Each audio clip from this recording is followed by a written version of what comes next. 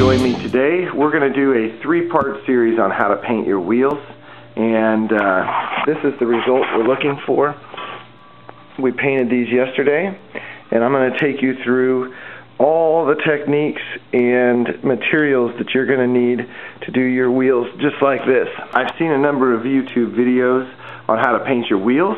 Most of those videos center around using rattle can paint of some sort, and I'll be the first to tell you that you cannot get professional results with rattle can paint.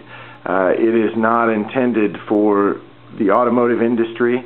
It lacks hardener and catalysts and that sort of thing that actually make the paint hard and durable. You just can't get the longevity out of a rattle can job that you can out of a job that was done with professional products.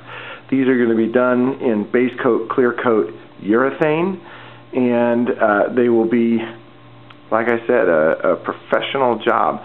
So we're going to do this whole series in three parts. We're going to have the first part is the prep, the second part is going to be materials, and the third part is going to be how to apply those materials.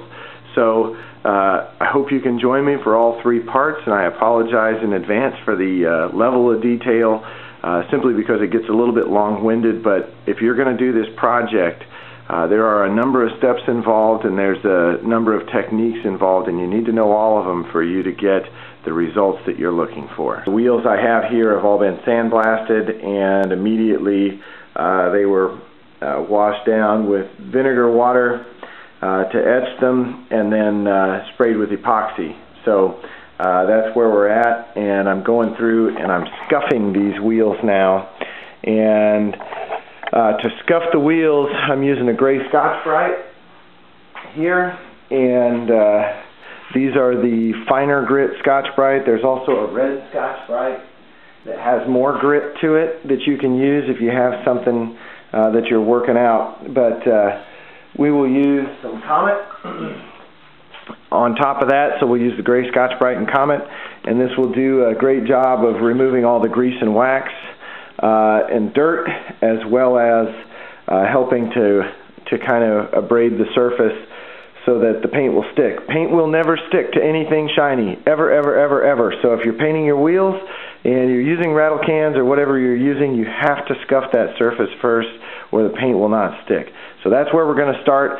I'm going to start on the outside of the wheel. Here we go. Outside of the wheel, and work my way in. I'm going to scuff every little part. I'm going to show you a little bit of it so you get a flavor, and it'll probably be sped up, but it takes about half an hour, maybe 45 minutes to scuff one of these things and get in all the little nooks and crannies and get it all right. So here we go. The other thing, last thing I'm going to mention, is the barrel of the wheel here is just as important as the surface to get paint on it. The inside of the tire with changes in pressures and so forth, it can actually condense and rust the wheel from the inside out. So you want to make sure that it's got a good coat of paint, because it's very important in terms of keeping the integrity of the wheel.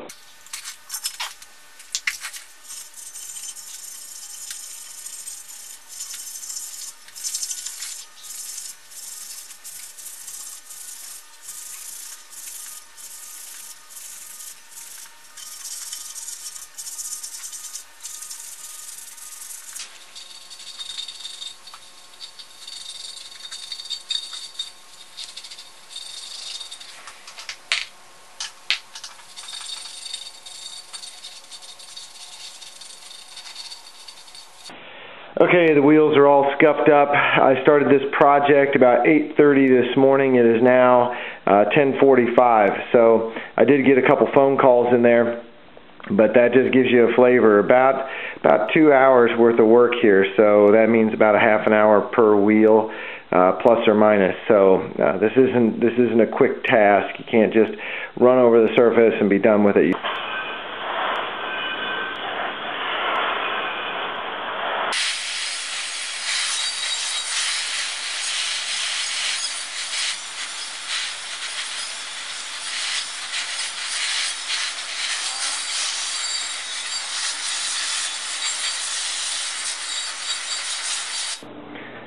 After I get done rinsing the wheels off, you know, when you're rinsing them, you pretty much, you know, you still got a little comet on your hands and stuff like that. It takes off all the oils, but that stuff all starts to build right back up once you're out of the water and stuff. So I'm not worried about handling them barehanded when I'm cleaning them, but after I clean them, rubber glove.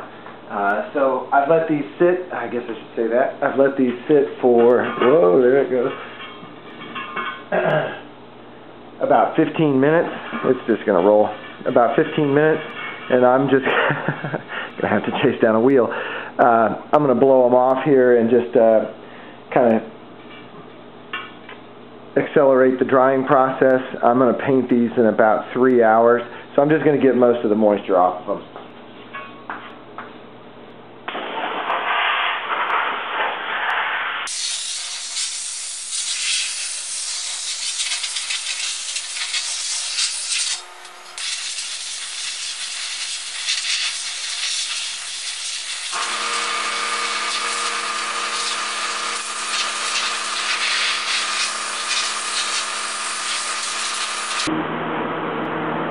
There you go, getting them dried out. Well, there we go. There is step 1, the prep, and I hope you can join me for step 2, the material.